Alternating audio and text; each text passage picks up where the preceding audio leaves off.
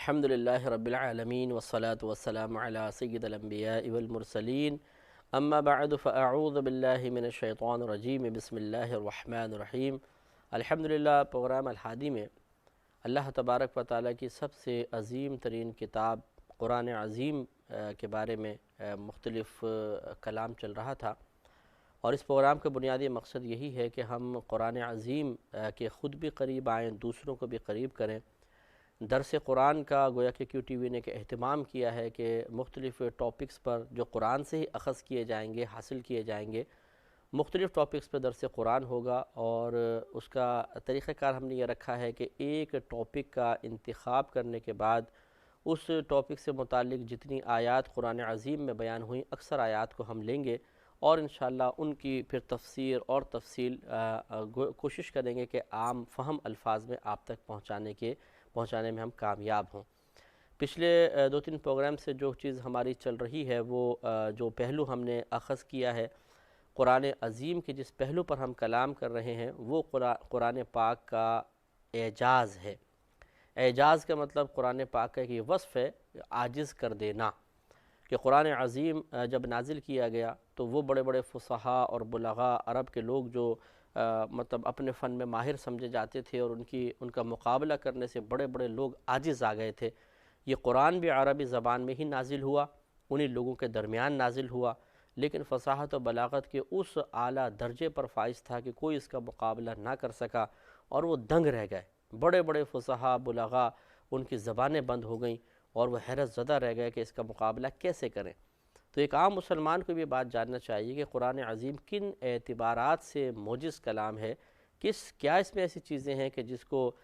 بیان کیا، جس کی وجہ سے سامنے والا اس کے چیلنج کو قبول کرنے سے ہچکچاتا ہے، اور آج 1500 سال گزر جانے کے باوجود کوئی اس کے مقابلے میں نہ تو ایک کتاب بنا کے پیش کر سکا، نہ 10 صورتیں بنا سکا، نہ ایک صورت بنا سکا، نہ ایک بات، ایک آیت تک نہیں تیار کر سکا۔ اس کی وجہ کیا ہے؟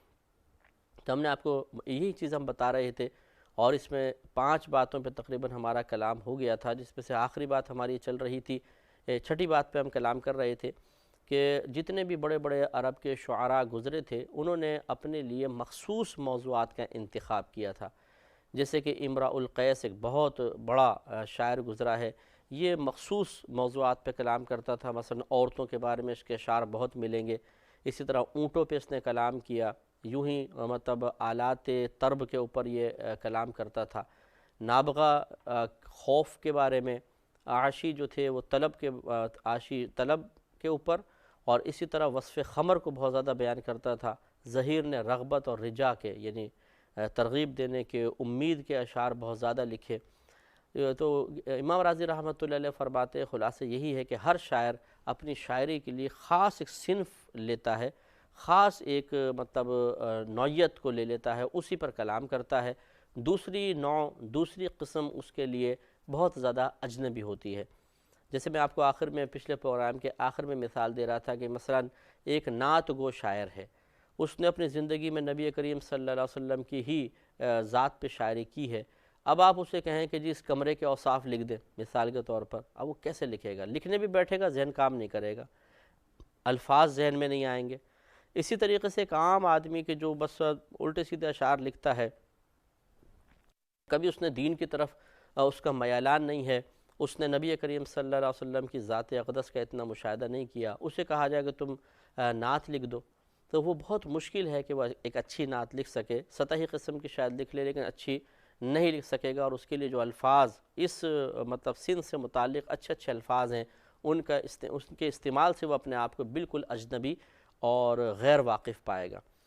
قرآن عظیم کا یہی دیکھیں ایک اعجاز ہے کہ اس نے بے شمار موضوعات پر کلام کیا، بے شمار موضوعات پر، اور ہر موضوع پہ بڑے فصیح و بلیغ انداز سے کیا۔ جتنے قرآن عظیم میں فنون کے اوپر بحث ہوئی ہے، یا مطلب جتنی چیزوں کے اوپر اللہ تعالیٰ نے آیات نازل فرمائی ہیں، وہ یقینی سی بات ہے کہ ان فصحاء بلغاء جو عرب شاعر تھے ان کے لیے بالکل اجنبی تھی۔ انہیں اگر کہا جاتا ہے اچھا تم بھی ان چیزوں کے لیے لکھو تو وہ کیسے لکھتے؟ اتنے موضوعات قرآن عظیم میں لیے گئے، اتنے مضامین ہیں، اور ہر مضمون کے اوپر، ہر ٹاپک کے اوپر بہترین انداز سے فصیح و بلیغ کلام کیا گیا، جس سے واضح ہو گیا کہ یہ کسی انسان کا کلام نہیں۔ اور اب لوگ مان گئے کہ یقیناً اگر یہ ہم میں سے ہی کسی شخص کا کلام ہوتا تو خود ہم جب بڑے بڑے فصحاء بلغاء ہیں، قرآن میں بیان کردہ تمام مضامین پر آج تک ہم نے کبھی سوچا بھی نہیں ہے شعر لکھنے کے بارے میں، دوسرا کیا لکھ لے گا، اور وہ کون ہے جو لکھ کر لائے گا۔ اور نبی کریم صلی اللہ علیہ وسلم تو ویسے بھی 40 سال تک تقریباً ان لوگوں کے سامنے ایک عام طریقے سے رہے تھے، یعنی کوئی مدرسے میں نہیں جانا، کسی استاد کے پاس نہیں جانا، کوئی کتاب نہیں پڑھنی ہے، کسی سے کچھ سیکھنا نہیں ہے، اور نہ نبی کریم صلی اللہ علیہ وسلم باقاعدہ کوئی شاعری فرمایا کرتے تھے۔ آپ کو شعر نہیں کہتے تھے، قصیدے نہیں کہتے تھے کہ چلو وہ کہتے بھی آپ چونکہ شروع سے قصائد کہتے آئے ہیں اب آپ نے روش بدل لی۔ تو اس لیے نبی کریم صلی اللہ علیہ وسلم جب اس قرآن کو لے کر آئے تو ثابت ہو گیا کہ یہ آپ کی طرف سے تو ہو ہی نہیں سکتا ہے، اس لیے کہ جتنے ٹاپکس پہ اس میں فصیح و بلیغ کلام کیا گیا، بڑے بڑے شعراء اس وقت موجود شعراء نہیں کر سکتے ہیں، یعنی ان ٹاپک پہ کلام نہیں کر سکتے، ان کے بارے میں لکھ نہیں سکتے ہیں، تو پھر نبی کریم صلی اللہ علیہ وسلم کیسے لکھ کر لا سکتے ہیں؟ تو پھر ان کو چاہے زبانیں ان کی بعض اوقات اقرار نہیں کرتی تھی، ان کے دلوں کو ماننا پڑا کہ یہ مخلوق کا کلام نہیں بلکہ خالق کا کلام ہے۔ میرا رہنما کوئی اور ہے۔ ساتویں بات پھر یہ بیان کرتے ہیں کہ ساتویں دلیل یہ ہے کہ قرآن تمام علوم کی اصل ہے، اس میں بڑے علوم بیان ہوئے، مثلا علم الکلام ہے۔ علم کلام کا مطلب ہوتا ہے کہ عقیدے کو دلیل کے ساتھ ثابت کرنا، تو جس فن میں جس علم میں عقیدوں کو دلیل کے ساتھ ثابت کرتے ہیں اس کو علم الکلام کہتے ہیں۔ اور آپ دیکھیں گے قرآن عظیم میں اللہ نے بڑے عقیدے بیان فرمائے۔ اسی طرح علم فقہ، تمام کا تمام مسائل جو ہیں وہ قرآن سے نکلتے ہیں۔ اس طرح اصول فقہ، اصول جو ہم بناتے ہیں فقہ کے اصول، وہ قرآن سے ہیں۔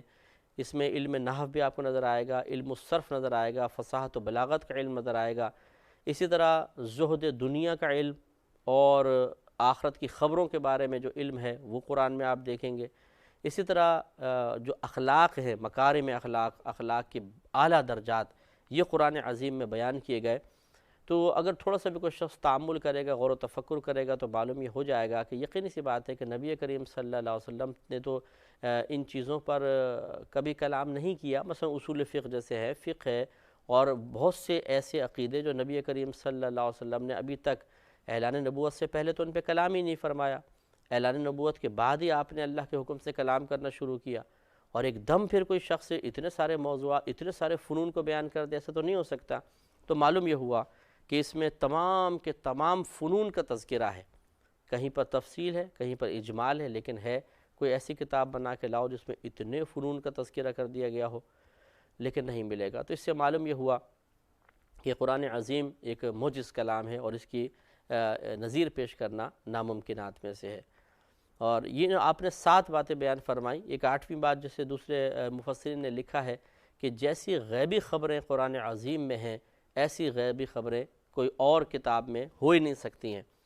کیونکہ دیکھیں نبی کریم صلی اللہ علیہ وسلم ان لوگوں کے درمیان رہتے تھے، آپ نے کوئی طویل ترین سفر نہیں کیے، آپ کہیں دور نہیں گئے ہیں، آپ نے کسی استاد کی صحبت اختیار نہیں کی ہے، اس کے باوجود جب آپ یہ قرآن عظیم لے کر آئے تو زمانہ ماضی کی بہت ساری ایسی باتیں کہ جو گزر گئی تھیں، اور سرکار صلی اللہ علیہ وسلم اس دور میں تو نہیں تھے لیکن بہت سے لوگ ان کو جانتے تھے، جیسے یہود کے ہاں سینہ بسینہ بہت سی چیزیں منتقل ہو کر آ رہی تھیں، کفار قریش کے اندر تھیں۔ جب نبی کریم نے ماضی کی باتیں بتائیں، مستقبل کے معاملات بتائے، اور بعین ہی ویسے کے ویسے ہو گئے، یعنی قرآن عظیم کے ذریعے بتائے، تو یہ ثابت ہو گیا کہ قرآن عظیم ایک معجز کلام اس اعتبار سے بھی ہے کہ اس میں جو غیبی خبریں دی گئی ہیں، ایسی غیبی خبروں پر مشتمل کوئی بھی شخص کلام لے کر نہیں آ سکتا ہے۔ تو خلاصہ کلام یہ ہوا کہ ہم نے آپ کو 5 کے قریب آیات بیان کی تھیں، جس میں اللہ تبارک و تعالیٰ نے واضح طور پر چیلنج دیا۔ ایک دفعہ خلاصہ میں پھر عرض کر دیتا ہوں کیونکہ اس کے بعد ہم ایک اور ٹاپک پر آئیں گے۔ سورہ اسراء کی آیت نمبر 88 میں اللہ تبارک و تعالیٰ نے تمام انسانوں اور جنوں کو چیلنج دیا تھا، اور فرمایا تھا کہ اگر یہ تمام جنات اور تمام انسان جمع ہو جائیں، اے حبیب کریم صلی اللہ علیہ وسلم فرما دیں، اگر تمام انسان، تمام جنات اس بات پر متفق ہو جائیں، جمع ہو جائیں کہ وہ اس قرآن کی مثل کوئی قرآن لا سکتے ہیں، تو وہ نہیں لا سکتے، اس کی مثل تیار نہیں کر سکتے ہیں، اگرچہ ان میں سے بعض کے مددگار ہی کیوں نہ بن جائیں۔ دوسری آیت کریمہ میں اللہ تبارک و تعالیٰ نے اس سے کم کا چیلنج دیا، جو سورہ ہود کی آیت ہے، ارشاد فرمایا کہ کیا یہ لوگ یہ کہتے ہیں کہ آپ نے اس قرآن کو اپنے پاس سے بنا لیا ہے؟ تو پھر آپ ان کو فرمائیے کہ تم اس کی طرح کی 10 صورتیں بنا کر لے آؤ جو اپنے پاس سے بنائی گئی ہوں، اور جتنوں کو بھی تم اپنی استطاعت رکھتے ہو اللہ تعالیٰ کے علاوہ جس کو بلا سکتے ہو سب کو بلا لو، اگر تم اپنے اس دعوے میں سچے ہو۔ تو پورا قرآن کی نظیر لانے سے ہی عاجز تھے، تو 10 پہلے وہ پریشان تھے، پھر 10 صورتوں کی اللہ تعالیٰ نے نظیر کا چیلنج ان کے سامنے رکھا، اور پریشان ہوئے کہ اب اس سے کم کا چیلنج دے دیا گیا۔ بڑے کا دیتے تو کوئی عذر تھا کہ جی اتنی بڑی کتاب ہم کہاں سے بنا کے لائیں، ٹائم نہیں ہے، چلو 10 کی بنا کے لے آؤ، 10 صورتیں بنا کے لاؤ۔ اس میں بھی شاید کچھ کہہ دیتے تو اللہ تعالیٰ نے پھر سورہ بقرہ آیت نمبر 23 اور 24 میں واضح طور پہ فرمایا کہ اگر جو ہم نے اپنے بندہ خاص پہ قرآن عظیم نازل فرمایا، اگر تم اس کے بارے میں کسی قسم کے شک میں مبتلا ہو تو پھر اس کی مثل ایک صورت بنا کر لے آؤ، اور جتنے تمہارے مددگار ہیں اللہ تعالیٰ کے علاوہ سب کو بلا لو اگر تم اس دعوے میں سچے ہو۔ اور پھر اللہ تعالیٰ نے فرمایا کہ پھر اگر تم ایسا نہ کر سکو اور ہرگز ایسا نہیں کر سکو گے، یہ بھی ہم تمہیں خبر دے دیتے ہیں، اور یہ غیبی خبر تھی، اور واقعی جب اللہ فرما رہا ہے تم ہرگز ایسا نہیں کر سکو گے تو معلوم یہ ہوا قیامت تک کوئی اس کی نظیر پیش نہیں کر سکتا۔ تو فرمایا کہ پھر تم ایسی آگ سے ڈرو جس کا ایندھن آدمی اور پتھر ہے، اور وہ کفار کے لیے تیار کی گئی ہے۔ میرا رہنما کوئی اور ہے۔ ہوا کہ دیکھیں پہلے قرآن کا چیلنج دیا گیا، شاید کوئی کہہ سکتا جی اتنا بڑا قرآن لانا ہمارے بس کی بات تو نہیں ہے، یہ کون اتنا ٹائم نکالے، چلو 10 صورتیں لے آؤ۔ 10 کے بارے میں کوئی عذر بیان کرتا تو اللہ تبارک و تعالیٰ نے مزید چیلنج دیا کہ ایک صورت بنا کر لے آؤ۔ ایک پہ بھی مطلب کہاں وہ لا سکتے تھے اور نہ لا سکے، اور آخر میں اللہ تعالیٰ نے سورہ یونس میں بھی ایک صورت کا چیلنج ہے۔ پھر سورہ طور آیت نمبر 34 میں اللہ تعالیٰ نے پھر دوبارہ چیلنج دیا کہ اگر تم اس کی مثل، اگر یہ لوگ سچے ہیں تو اس کی مثل فقط ایک آیت لے کر آ جائے، ایک آیت کہ جو تمام چیزوں پر مشتمل ہو، جو میں نے آپ کی خدمت میں ایک طویل ترین کلام کیا۔ تو اس سے معلوم ہوا کہ جا بجا قرآن میں چیلنج دینے کے باوجود جو ایک مقام پر نہیں ہے، تقریباً 6 مقام میں نے آپ کے سامنے بیان کیے ہیں، جب اس کے باوجود آج تک 1500 سال گزرنے کے باوجود آج تک کوئی اس کی نظیر پیش نہ کر سکا، مقابلہ نہ کر سکا، اس سے آپ کو اطمینان ہونا چاہیے کہ یہ قرآن یقیناً اللہ کا کلام ہے، کسی مخلوق کا کلام نہیں ہے۔ اس پہ مزید مطلب اپنے دلائل جمع کرنے کے لیے، ذہن کی مضبوطی کے لیے اور کسی کو سمجھانے کے لیے آپ یہ بھی کہہ سکتے ہیں کہ دیکھیے 40 سال تک نبی کریم صلی اللہ علیہ وسلم ان لوگوں کے درمیان رہے، اور آپ نے کسی استاد کی صحبت اختیار نہیں کی، کوئی کتاب نہیں پڑھی، آپ نے بہت زیادہ دور دراز کے سفر نہیں کیے، تجارت کے سلسلے میں جاتے تھے واپس آ جاتے تھے، کوئی لمبے سفر نہیں کیے۔ اس کے باوجود اور انہی عربوں کے درمیان رہتے ہوئے اور انہی کی مثل عام کلام کرتے تھے سرکار صلی اللہ علیہ وسلم 40 سال تک، جیسا آپ کا جو کلام تھا وہ آپ کرتے رہے، لیکن 40 سال کے بعد اچانک کلام کا اسلوب بدل گیا، فصاحت و بلاغت اپنے عروج پر آ گئی، غیبی خبروں کا صدور ہونے لگا۔ تو یقینی سی بات ہے کہ یہ کوئی ایسا تو نہیں ہے کہ نبی کریم صلی اللہ علیہ وسلم نے اپنے پاس سے بنایا، اپنے پاس سے بناتے تو اس سے بہت پہلے بنا لیتے، اور ایسا شخص جو کبھی کسی استاد کے پاس نہ بیٹھا، جو مطلب جس کے زمانے میں بڑے بڑے عرب لوگ فصحا موجود تھے اور وہ اس نے کوئی کتاب آج تک نہیں پڑھی، وہ ایک دم ان سے آگے بڑھ جائے، یہ تو تعجب خیز بات ہے نا۔ تو یقینی سی بات ہے کہ یہ طاقت بشری کے تحت نہیں ہوا، بلکہ اللہ تبارک و تعالیٰ کا ہی کلام ہے۔ تو آپ کو خوش ہونا چاہیے، مسلمانوں کو بہت ہی ڈھارس ہونی چاہیے اس بات سے کہ اللہ تعالیٰ نے انہیں ایک مسلمان گھرانے میں پیدا کیا، ایک ایسے گھرانے میں پیدا کر دیا کہ جو ایسے مذہب سے اس گھرانے کا تعلق ہے کہ جو مذہب بالکل حق ہے، اور یہی مذہب والے نجات پانے والے ہیں۔ اس لیے کہ اللہ تعالیٰ نے قرآن عظیم میں واضح طور پہ کئی مقام پہ فرمایا کہ یا ایھا الذین آمنوا ادخلوا فی السلم کافہ، اے ایمان والو اسلام میں پورے داخل ہو جاؤ۔ تو ایمان والوں کو اسلام میں پورا داخل ہونے کا حکم دیا گیا، غیر مسلم کو ایمان لانے کے بارے میں ترغیب دی گئی، ان کو حکم دیا گیا ہے، کوئی نہیں آتا ہے تو وہ قابل گرفت ہوگا اور میدان محشر میں اس کو شرمندگی ہوگی۔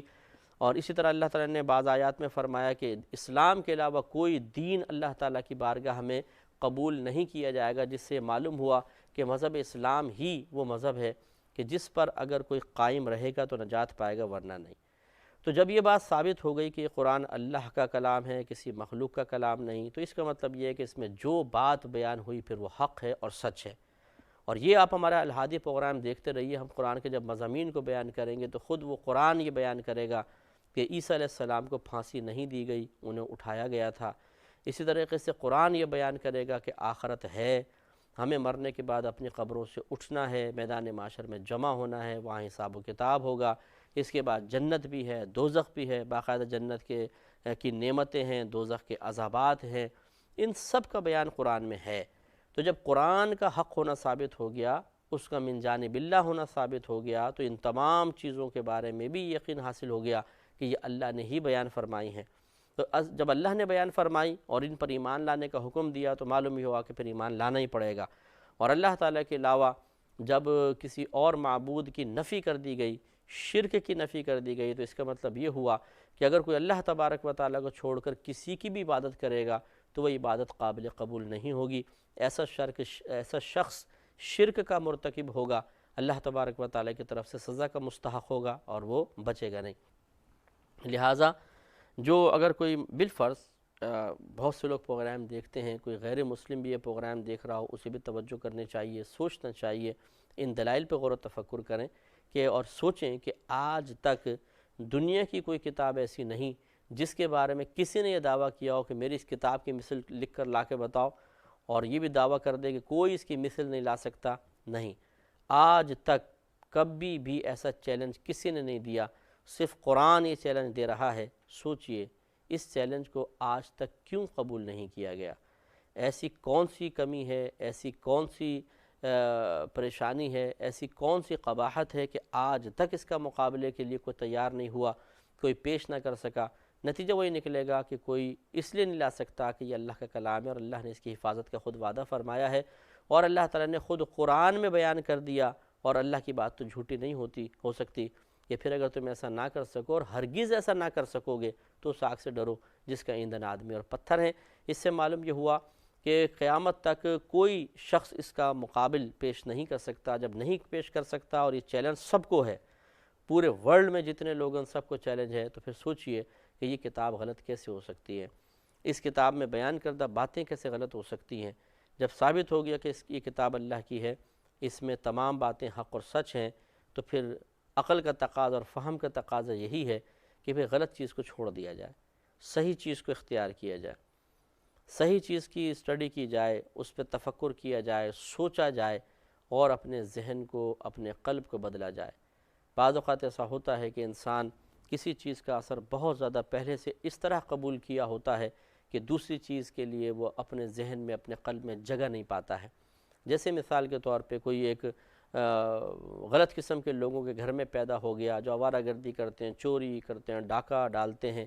اس کو، اس ماحول کو چھوڑنا بہت ہی مشکل ہوگا۔ لیکن اگر یہ کسی مقام پر پہنچے اور اس کو احساس دلایا جائے کہ چوری اور ڈاکہ بری چیز ہے، تو اس کو سوچنا تو چاہیے، اور سوچے گا تو انشاءاللہ ایک وقت آئے گا کہ خود اس کی زبان سے نکلے گا کہ ہاں یہ برے افعال ہیں، اور یہ بچنے میں کامیاب ہوگا۔ اللہ تعالیٰ سے دعا ہے کہ رب کریم ہم نے جو کچھ سنا اس کو یاد رکھنے، دوسروں تک محفوظ، دوسروں تک پہنچانے، اور